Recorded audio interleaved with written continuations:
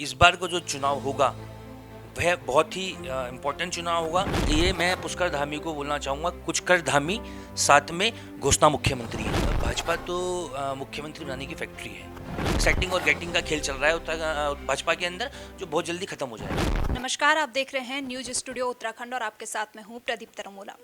उत्तराखंड में चुनावी सरगर्मियां तेज हैं और तमाम पार्टियों के वरिष्ठ नेता भी उत्तराखंड दौरे पर लगे हुए हैं और तमाम पार्टियां अपनी तरफ से पुरजोर तैयारियों में लगी हुई है चुनाव को लेकर। वहीं आज हमारे साथ योगेंद्र सिंह चौहान मौजूद हैं, जो कि आम आदमी पार्टी के प्रवक्ता हैं। आज उनसे खास बातचीत कर लेंगे। सर, बहुत बहुत स्वागत है आपका news studio Uttarakhand. Thank you ma'am. Sir, जो मेरा पहला सवाल है वो इस चीज़ को लेकर है कि तमाम पार्टियों के नेता जो हैं उत्तराखंड दौरे पर लगे हुए हैं और इसी को लेकर जो केजरीवाल जी थे वो भी आए यहाँ पे, मनीष सिसोदिया जी भी यहाँ पर आए हैं। और अब आगे की किस तरह की तैयारी आम आदमी पार्टी की है? देखिए, भाजपा के भी नेता यहाँ पर आए हैं, कांग्रेस के भी नेता यहाँ पर आए हैं और पहाड़ की जवानी पहाड़ के काम आएगी, पहाड़ की पानी पहाड़ के काम आएगी करने वाले नेता अभी कुछ समय पहले पेड़ ग्राउंड पर आए थे। कोई भी एक ऐसी चीज़ उन्होंने नहीं बोली है जो उत्तराखंड की जनता जिसका सरोकार हो। ऐसे ही राहुल गांधी जी भी कुछ समय यहाँ पर आए थे, उन्होंने भी एक विशाल जनसभा यहाँ पर करी है, लेकिन उनके भाषण में भी कोई भी उत्तराखंड के लिए कोई ऐसी चीज़ नहीं आपको सुनने को मिली है जिसका सरोकार सीधा जनता से रहा हो। आप देखिएगा, जब हमारे पार्टी के जो संयोजक है राष्ट्रीय माननीय अरविंद केजरीवाल जी, जब वो आए थे तो पहली जो गारंटी उन्होंने उत्तराखंड की जनता को दी थी कि हम 300 यूनिट बिजली फ्री करके देंगे। फिर वो दोबारा आए तो उन्होंने युवाओं के रोजगार की बात करी। उन्होंने कहा कि प्रत्येक माह हम एक परिवार से एक व्यक्ति को 5,000 रुपये रोजगार भत्ता देंगे तथा शुरू के 6 महीने के अंदर 1 लाख नौकरियों को हम उत्तराखंड के जो युवा हैं उन्हें देने का काम करेंगे। साथ ही साथ हम लोग यहाँ पर एक पोर्टल बनाएंगे, जॉब पोर्टल का आविष्कार किया जाएगा जिसके तहत युवाओं को रोजगार देने का हम काम करेंगे। जब वो तीसरी बार आए तो उन्होंने कहा कि मैं अभी कुछ समय पहले अयोध्या गया था, राम मंदिर के दर्शन करके आया हूँ। उसी प्रकार से उन्होंने यहाँ के बुजुर्गों के लिए, जितने भी हमारे वरिष्ठ बुजुर्ग हैं, उनको तीर्थ यात्रा कराने के लिए अपनी तीसरी गारंटी लॉन्च करी है। अब मैं चौथी गारंटी की बात करूं तो अभी कुछ समय पहले वो काशीपुर आए तो उन्होंने चौथी गारंटी दी है कि 18 साल से ऊपर की जितनी भी महिलाएं होंगी, प्रत्येक महिलाओं को, चाहे एक परिवार में 4 महिलाएं क्यों ना हो, महिलाओं को आत्मनिर्भर बनाने के लिए प्रत्येक महिला को सरकार बनते ही 1,000 रुपये उन महिलाओं को दिया जाएगा कि जिससे कि जो हमारे उत्तराखंड प्रदेश की जो गरीब महिलाएं हैं, जो मध्य वर्ग की महिलाएं हैं, उन्हें किसी की तरफ देखने की ज़रूरत ना पड़े। क्योंकि आप देखोगे हमारे पहाड़ी के अंदर 1,000 रुपये बहुत होते हैं अगर देखा जाए तो। हमारे यहाँ पे जो मध्य वर्ग के लोग हैं उनके लिए 1,000 रुपये बहुत होते हैं। अगर आप इस चीज़ को ऐसे देखिएगा कि भैया 300 यूनिट बिजली फ्री होगी, 500-700 रुपये, 1,000 रुपये का उसका बिजली का बिल माफ़ हो गया, उसको 5,000 रुपये, मान लें एक परिवार में एक बेरोजगार युवा है, 5,000 रुपये उसे भत्ता मिल गया। साथ में अगर 2 महिलाएं हैं तो उसे 7,000 वैसे मिल गए। तो नहीं, कैलकुलेट करेंगे तो 8 से 10,000 रुपये होता है। और किसी भी परिवार के मध्यम क्लास की बात करूंगा तो उसके राशन के लिए, उसके छोटे मोटे खर्चे के लिए 10,000 रुपये इनफ होते हैं। तो इस प्रकार का एक एजेंडा हम पहले भी पूर्व में भी कह चुके हैं कि जो आम आदमी पार्टी है वो राजनीति करने नहीं, राजनीति बदलने आई है।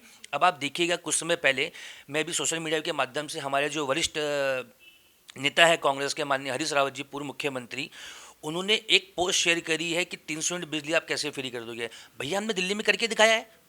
हमने दिल्ली में 200 यूनिट बिजली फ्री करके दिखाई है और 200 यूनिट से ऊपर आधा चार्ज करके दिखाया है। हमने सीधा जनता को इस बात का फ़ायदा दिया है। तो आज मैं हरीश रावत जी से आपके चैनल के माध्यम से पूछना चाहूँगा कि आप सोशल मीडिया के माध्यम से हमारी पार्टी के ऊपर सवाल उठा रहे हो कि आप 300 यूनिट बिजली कैसे कर दोगे। अभी अभी कल ही उन्होंने एक स्टेटमेंट और दिया है कि मैं आपको बताता हूँ कि मैं 100 यूनिट कैसे करके दिखा सकता हूँ। अरे, आप 2.5 साल मुख्यमंत्री रहे हैं, आपने तब क्यों नहीं करा? आज आप फ्री बिजली की बात क्यों कर रहे हो? तो ये मैं आपको बताना चाहूँगा कि जो भी घोषणाएं अरविंद केजरीवाल जी ने करी हैं, कर्नल अजय कोटयाल जी के सानिध्य में हमारे जो कार्यकर्ता है वो जन जन तक जाकर उन घोषणाओं को बता रहे हैं। और जितने भी मातृशक्ति, युवा, बुजुर्ग, सब बहुत उत्साहित हैं कि पहली बार उत्तराखंड के अंदर एक विकल्प के तौर पर ऐसी पार्टी आई है जो काम करने वाली पार्टी है। जिस तरह से आपने कहा कि बिजली फ्री करेंगे और तमाम घोषणाएं आम आदमी पार्टी ने की है, इसी को लेकर जो कांग्रेस बीजेपी है उन्होंने कहा है कि फ्री में कैसे दिया जा सकता है। और इसी को लेकर कल कर्नल कोठियाल जो हैं वो तमाम पत्रकारों को भी अपने साथ दिल्ली लेकर गए हैं। वहाँ का जो काम आम आदमी पार्टी ने वहाँ पर किया है उनको दिखाने के लिए। तो इस पर क्या कहें? देखिए, गवर्नमेंट ऑफ मॉडल का एक तरीका होता है। दिल्ली में माननीय अरविंद केजरीवाल जी की सोच ने, जो विकास की उनकी सोच है, उन्होंने गवर्नमेंट ऑफ मॉडल का तरीका वहाँ पे करके दिखाया है। कल ही फेसबुक के माध्यम से लाइव कर्नल कोटियाल सर वहाँ पर जा रहे थे, तो उन्होंने वहाँ के सरकारी स्कूल का दौरा किया। आप देखेंगे किस प्रकार के भवन, आलीशान भवन, वहाँ पे जिम वहाँ पे मौजूद है, स्विमिंग पूल वहाँ पे मौजूद है, एक अच्छा खाना वहाँ पे मौजूद है, वेल ड्रेस्ड लोग वहाँ पे मौजूद हैं, सब कुछ आधुनिक तरीके से स्क्रीन पे बच्चों को वहाँ पे पढ़ाई की जा रही है। तो क्या ऐसे स्कूल उत्तराखंड के अंदर नहीं होने चाहिए? उन्होंने कैंसर अस्पताल का दौरा करा, वहाँ पे उन्होंने कैंसर पेशेंट से बात करी। तो आप इस बात को मानिए, उन्होंने एक सपोज टू, किसी भी उत्तराखंड के आदमी को एक हार्ट अटैक पड़ता है तो मिनिमम से मिनिमम 1 लाख से लेकर 2 लाख, 2.5 लाख, 3 लाख तक का बिल उसके परिवार को उसको भुगतना पड़ता है। तो नॉर्मल उन्हें से पूछ ले कि भैया आपका कितना खर्चा है, कि सर मेरा 350 रुपये खर्चा, जो भी पर्ची वर्ची कटी होगी मुझे नहीं पता इस बात का, 350 रुपये में दिल की बीमारी का इलाज हो गया। तो क्या ये चीज़ उत्तराखंड के अंदर नहीं होनी चाहिए? अब मैं कल उसमें माध्यम से दिख रहा था, एक पत्रकार जो बंधु था वो हमारे यहाँ से गया हुआ था, तो उसने स्पष्ट लाइव में बोला है कि मैं खुद अपने बच्चों को प्राइवेट स्कूल से निकाल के सरकारी स्कूल में डालूंगा। वहाँ पे कर्नल कोतवाल जी ने वहाँ के जो युवा हैं, जो सरकारी स्कूल के बच्चे हैं, उनसे बात करी कि आप क्या कर रहे हो। अब आप देखिए, उन बच्चों को ऐसे ट्रेन किया जा रहा है कि उन्हें सिखाया जा रहा है कि आप कुछ चीज़ें बनाओ जिन्हें आप सेल कर सको, आप नौकरी दे सको। तो इस प्रकार की शिक्षा, इस प्रकार का स्वास्थ्य दिल्ली के अंदर चल रहा है। तो हमारे उत्तराखंड की क्या गलती है? आप देखेंगे तो उत्तराखंड का बजट और हमारा बजट लगभग सेम है, और आबादी के मामले में दिल्ली से हमारा जो उत्तराखंड है वो कम है, लगभग 1.25 करोड़ के आसपास आबादी है, दिल्ली की 2 करोड़ के आसपास आबादी है। जब उसी बजट में, उसी खर्चे में, बल्कि दिल्ली के अंदर तो पूर्ण हमारी सरकार भी नहीं है, वहाँ पे एलजी है, वहाँ पे क्या बोलते हैं, कुछ भी हमें पास करना पड़ता है विधायक में पहले लेफ्टिनेंट गवर्नर के पास भेजना पड़ता है। लेकिन उत्तराखंड में तो ऐसा नहीं है ना। उत्तराखंड के अंदर तो जो भी बजट है वो उत्तराखंड का है। तो वह बजट क्या कारण रहा है कि पिछले 21 साल के अंदर आज भी हमारी पहाड़ की महिलाएं सड़क पर प्रसव के दौरान मर जाती हैं? क्या कारण रहा है कि हमारे बुजुर्ग पहाड़ से लाते लाते रास्ते में उनका देहांत हो जाता है? मतलब कुछ ना कुछ तो हमारे जो मैं कहूँगा नेताओं के बीच में या सरकार के जो अधिकारी उनके बीच में कहीं ना कहीं भ्रष्टाचार रहा होगा, तभी तो ये सब चीज़ें रही हैं। भाई दिल्ली में हमने 7 साल में कर दिया, तो उत्तराखंड में 21 साल के यहाँ के नेता क्यों नहीं कर पाए? आप आम आदमी पार्टी जो है वो जनता के बीच जा रही है, तमाम घोषणाएं भी की जा रही है, लेकिन इसके बीच जो एक तो शब्द है वो बीच में आ रहा है।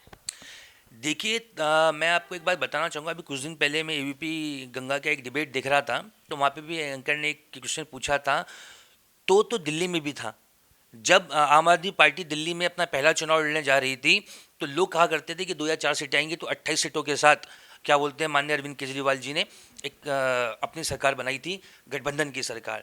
लेकिन जब 1-1.5 महीने लगभग 40-50 दिन सरकार चलाने के बाद उन्हें लगा कि जिस प्रकार की काम के लिए मैंने इस पार्टी का गठन किया था, या मैं राजनीति के अंदर आया था, जो सोच में विकास की लेके चला था, वो सोच आज उसका लाभ मैं सीधा जनता तक नहीं दे पा रहा हूँ। तो उन्होंने इस्तीफा दिया, दोबारा मैदान में गए।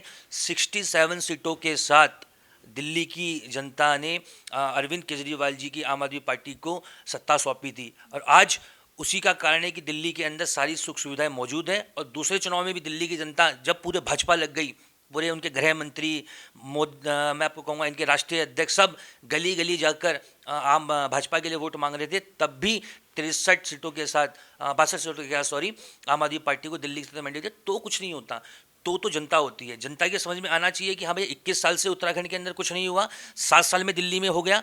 कर्नल अजय कोटियाल जी हमारे मुख्यमंत्री के चेहरे हैं। पूर्व में भी उन्होंने अपने निजी खर्चे पर 10,000 युवाओं को रोजगार देने का काम करा, यूथ फाउंडेशन के माध्यम से केदारनाथ पुनर्निर्माण करने का काम करा। तो ऐसा व्यक्ति जिसने विपरीत परिस्थितियों में रहते हुए, संसाधन नहीं होने के बावजूद भी 10,000 युवाओं को अपना छोटा छोटा एक फंड इकट्ठा करके फौज में, पैरामिलिट्री फोर्स में या अलग अलग जगह भेज सकता है। यदि ऐसे आदमी के पास सत्ता होगी तो वह कुछ भी कर सकता है उत्तराखंड के युवाओं के लिए, उनके भविष्य के लिए। निश्चित तौर पे जो सपना आम आदमी उत्तराखंड की महिलाओं ने आंदोलन के समय पे देखा था, यह सपना कर्नल अजय कोटियाल के नेतृत्व में ही पूर्ण हो सकता है। इसका पूर्ण भरोसा युवाओं को, महिलाओं को और बुजुर्गों को उत्तराखंड के अंदर हो चुका है। उत्तराखंड में भी चुनावी तैयारियां बड़ी जोरों शोरों से चल रही है। वहीं अगर घोषणा पत्र की बात की जाए तो यूकेडी ने भी अपना घोषणा पत्र जारी कर दिया है। चुनावी मैदान में उन्होंने अपने प्रत्याशी उतार दिए हैं। तो आम आदमी पार्टी कब तक अपने प्रत्याशियों को चुनावी मैदान में उतार सकती है? देखिए, ऑलरेडी आम आदमी पार्टी हमारे 44 प्रभारी जो है विधानसभाओं के नियुक्त कर चुकी है। 26 एक जो प्रभारी हैं वो बचे हैं। बहुत जल्द मुझे लगता है आने वाले 10 से 15 दिन के अंदर वो प्रभारी भी नियुक्त कर दिए जाएंगे। और निश्चित तौर पे इस बार आप देख लीजिएगा, ये जो प्रभारी हैं मैक्सिमम, अभी अरविंद केजरीवाल जी ने बोला था काशीपुर के अंदर कि भैया ये जो प्रभारी है इन्हीं में से हम कैंडिडेट भी बनाएंगे। तो हम तो सबसे आगे, हम तो 44 दे चुके हैं। और हम बात करें घोषणा पत्र की, तो हम तो एक एक चीज़ें लेके आ रहे हैं जनता के बीच में। भैया हमने 300 यूनिट बिजली की बात करी, तो अरविंद केजरीवाल ने बताया कि 300 यूनिट बिजली देने के लिए इतना खर्च आएगा, हमारे पास इतना बजट है। हमने युवाओं को भत्ता देने की बात करी, तो हमारे अरविंद केजरीवाल जी ने बताया कि हमारे पास इतना बजट है, युवाओं को भत्ता देने के लिए हमारे पास इतना खर्च आएगा। हमने तीर्थ यात्रा की बात करी, तो हमने बताया हम तीर्थ यात्रा कैसे कराएंगे, दिल्ली में हम कैसे करा रहे हैं। अब हम 1000 रुपये प्रति जो महिलाएं हैं 18 वर्ष से ऊपर की प्रत्येक परिवार में देने की बात कर रहे हैं, तो हमने उसका भी बताया कि भैया इतना बजट है, ऐसे करके हम दे पाएंगे। तो हम घोषणा नहीं करते हैं, हम जो बोलते, अरविंद केजरीवाल जी जो बोलते हैं वो करते हैं, वो पत्थर की लकीर होती है। दिल्ली में उन्होंने करके दिखाया पिछले 7 साल के अंदर, तभी आज कांग्रेस और भाजपा बुरी तरह से डरी हुई है कि भैया ये क्या करते हैं, आते हैं घोषणा करके चले जाते हैं, लेकिन वो घोषणा जो होती है इनकी पत्थर की लकीर होती है। हमारी घोषणा सिर्फ कागजी होती है, लेकिन इनकी धरातल पे होती है। घोषणाओं की बात करें तो जो अभी सीएम है, सूबे के जो मुखिया हैं पुष्कर सिंह धामी, वो लगातार जो है लोगों की मांगे भी सुन रहे हैं और लगातार घोषणाएं भी किए जा रहे हैं। अभी अगर पदों की बात की जाए तो लगातार अब कोई 8 साल बाद आ रहे हैं तो कोई 5 साल बाद पदों पर नियुक्ति अब की जा रही है। देखिए मैम, भाजपा तो मुख्यमंत्री बनाने की फैक्ट्री है, और जो यहाँ के ये युवा जो अपने आप को कहते हैं कि धाकड़ धामी, हम उन्हें कहते हैं कुछ कर धामी। पुष्कर धामी उनका नाम है, कुछ कर धामी। आप देखिएगा गांधी पार्क पे किस प्रकार से युवा अपनी मांगों को लेकर धरने पे बैठे हुए हैं। अभी मोदी जी आए तो ज़बरदस्ती उन युवाओं को वहाँ से हटाया गया। अभी इतनी इन्होंने क्या बोलते हैं चीज़ों में इतनी गड़बड़ी कर रखी है कि बैकडोर से अपने चहेतों को नौकरी देने का काम करते हैं। पूर्व में भी विधानसभा अध्यक्ष के बेटे को नौकरी दे दी गई, सॉरी बेटी को या बेटे को नौकरी दे दी गई, मेयर के बेटे को नौकरी दे दी गई। तो कहाँ से ये युवाओं की बात करते हैं? घोषणा ये मैं पुष्कर धामी को बोलना चाहूँगा, कुछ कर धामी, साथ में घोषणा मुख्यमंत्री हैं। मतलब अपने चहेतों को यहाँ पे नौकरी दी जा रही है, तो क्या ये कहा जाए कि बीजेपी सरकार में जो भ्रष्टाचार है वो फैल रहा है? डेफिनेटली मैम, चरम पर है, उसे बताने की जरूरत नहीं है। और 2022 के बाद जब आम आदमी पार्टी सत्ता में आएगी तो इसका पूर्ण रूप से आपको बताएंगे कब और कहाँ पर किन किन चहेताओं को नौकरी दी गई है। आप मैं भाई गामा जी मेयर हैं, उनकी बेटी को नौकरी लगी थी, तो वो तो सबको पता है। भाई प्रेमचंद अग्रवाल जी क्या बोलते हैं विधानसभा अध्यक्ष हैं, उनके बेटे पे नौकरी मिली थी, सबको पता है। अखबार के माध्यम से वो कहती है कि मेरा बेटा योग्य था तो उसने अप्लाई करा, उसकी नौकरी लगी। क्या यह हो सकता है? आप खुद सोचिए, क्या उनके बेटे से योग्य युवा हम उत्तराखंड के पास नहीं है क्या? हजारों युवा उनसे बेटे ज़्यादा योग्य होंगे, लेकिन सिर्फ सिटिंग और गेटिंग का सेटिंग और गेटिंग का खेल चल रहा है भाजपा के अंदर, जो बहुत जल्दी खत्म हो जाएगा। तो ये सेटिंग और गेटिंग का जो गेम उत्तराखंड में चल रहा है, तो क्या इसी को वजह माना जाए जो उत्तराखंड के युवा आज रोजगार के लिए दर-बदर भटक रहे हैं? बिल्कुल मैम, देखिए ना आप, मैं आपसे कह रहा हूँ 21 साल के अंदर उत्तराखंड की जो सपना हमारे माताओं बहनों ने अपने प्राणों की आहुति देकर देखा था, वह कतई भी धरातल पर नज़र नहीं आता। आज भी आप पहाड़ के स्कूल जाके देख लीजिए, आप पहाड़ के अस्पताल जाके देख लीजिए। देखिए पलायन का सबसे बड़ा कारण क्या है? आप मुझे मुझे बोलोगे योगिंदर आपको जो है पहाड़ पे जाके रहना है, मैं बिल्कुल रहूँगा ना। मेरे बच्चे के लिए वहाँ पे अच्छा स्कूल होना चाहिए, मेरी फैमिली के लिए अच्छा अस्पताल होना चाहिए, मेरी जो छोटी मोटी ज़रूरतें होती है उसके लिए अच्छा बाजार होना चाहिए। तो मैं पहाड़ पे जाके क्यों नहीं रहना चाहूँगा जब मुझे वहाँ फैसिलिटी मिलेगी? जब वहाँ पे लोगों को फैसिलिटीज़ नहीं मिली, नौकरी नहीं मिली, और जो यहाँ के नेता हैं उनकी जो सेटिंग और गेटिंग का फॉर्मूला चलता रहा, और जो अपने अफसरशाही यहाँ पे हमेशा जो है हैवी रही है, उसका कारण है युवाओं ने यहाँ से प्लान कराया, उन्हें रोजगार नहीं मिला, यही तो कारण है। तो हम यही चीज़ तो कहना चाह रहे हैं कि भैया पहाड़ पे आदमी रहेगा।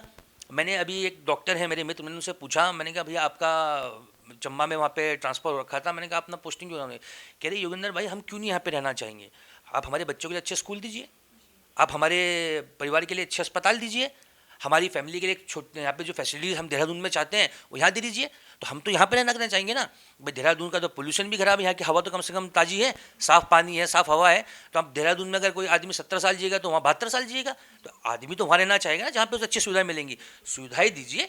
पिछले 21 साल में यहाँ के नेताओं ने अपने जेब भरने का काम करा है। अब आप देख लीजिए, मैं अखबार के माध्यम से कुछ दिन पहले पढ़ रहा था, जिन नेताओं के पास, जिन विधायकों के पास, जब वो पहाड़ से उतर के यहाँ पर देहरादून में या प्लेन के क्षेत्रों में आके बसे थे, तो उनके पास एक कमरे में रहते थे, और आज उनके पास करोड़ों रुपए की संपत्ति है। वो कहाँ से, इसकी जांच होनी चाहिए। ये सब चीज़ें हैं।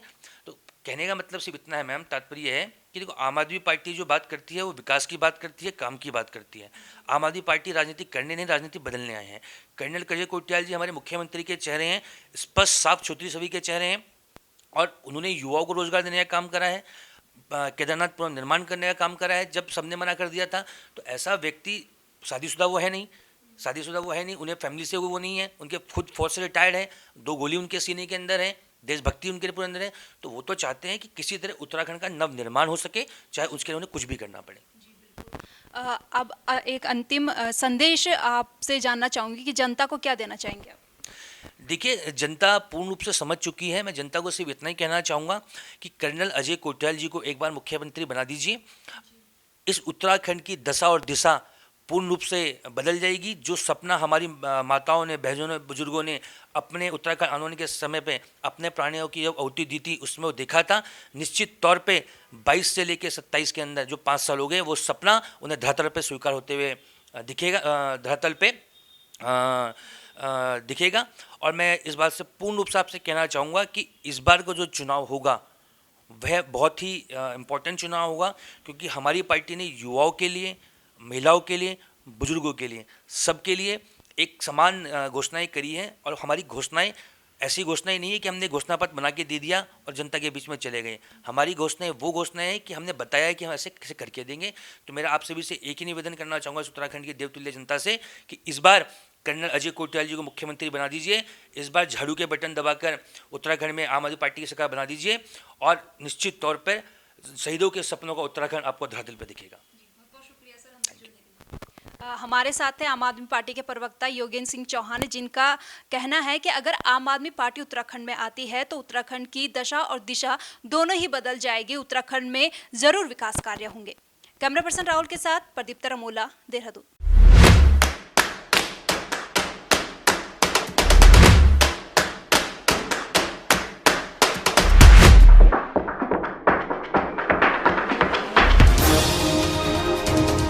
उत्तराखंड की हर खबर सिर्फ न्यूज स्टूडियो